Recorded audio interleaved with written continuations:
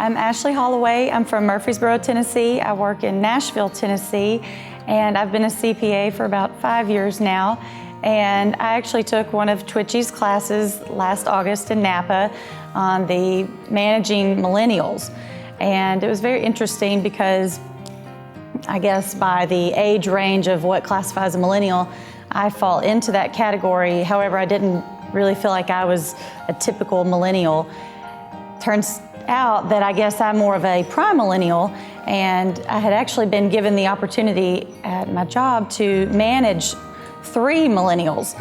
And so I found that several tips that Twitchy offered in this course were very helpful for me to take back and utilize in the workplace.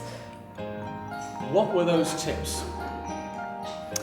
Just more like using a team-based approach. Millennials love team meetings. They love to be involved. So we started doing that. You know, we started out on a quarterly basis, and sometimes we need to do monthly depending on the season and the volume of work that's going on at our job. And sometimes we'll wait and we don't need to meet as often, but getting them involved, getting them to have more of a participative approach and them feeling engaged. How do you get them to do that? If anyone's watching this video and they want to do exactly the same thing, how would they best be able to do that? What would your tips be to have a highly participative meeting with your millennials? I ask them what they feel is going right. What do they feel is going wrong? What do they think would make it better?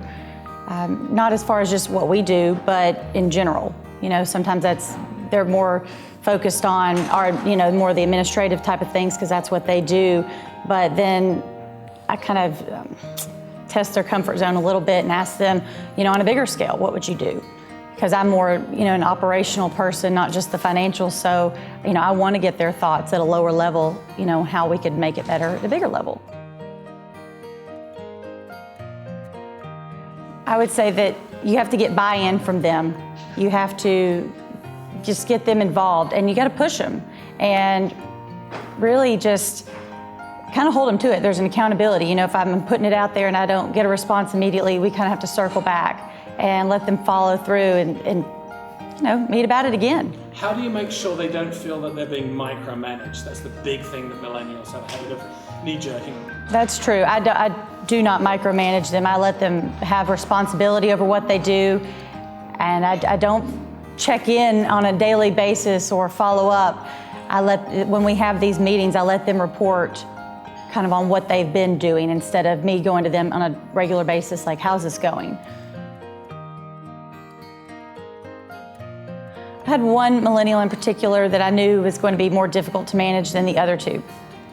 Her attitude was just very entitled, and I don't know, this job is beneath me, basically.